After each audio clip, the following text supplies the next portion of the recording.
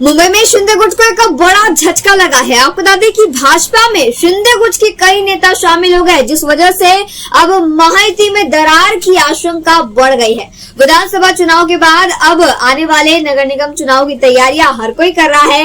महायुति, महाविकास आघाड़ी और अन्य दलों ने भी अपना मोर्चा बनाना शुरू कर दिया है। चुनावों को देखते हुए दल बदल के मामले भी सामने आ रहे हैं और इसी बीच शिंदे गुट के एक नेता अब भाजपा में शामिल हो रहे, वो भी एक वरिष्ठ नेता, जिस वजह से अब शिंदे गुट में हड़कंप मच गया है।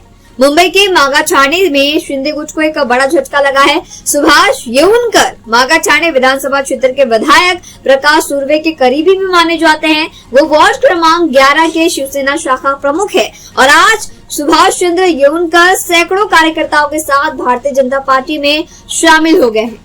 शिवसेना से भाजपा में शामिल हुए सुभाष येऊनकर पिछले 20 सालों से शिवसेना पार्टी से जुड़े हुए थे।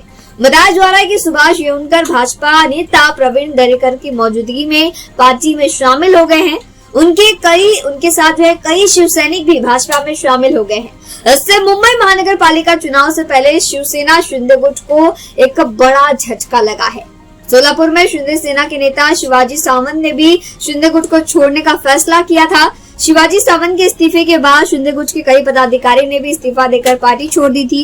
इससे जिला संयोजक और उप जिला प्रमुख जैसे विभिन्न तालुकाओं के प्रमुख पदाधिकारी अब शिंदे गुट को छोड़कर बीजेपी में शामिल हो गए हैं और धीरे धीरे ऐसा प्रतीत हो रहा है कि अब शिंदे गुट की ताकत कम हो रही है और भाजपा की ताकत बढ़ रही है। फिलहाल महानगर पालिका चुनाव को लेकर शिंदे सेना काफी परेशान हो सकती है, क्योंकि मागाछाणे जैसे जो इलाके काफी प्रमुख माने जाते हैं और मुंबई के पूरे इलाके इस समय शिंदे सेना के लिए काफी अहम है। ऐसे में जो विधायक है, अगर शिंदे सेना के विधायक ही बीजेपी में शामिल हो जाएंगे तो सीधे तौर पर शिंदे की ताकत कम होती यहाँ नजर आ रही है।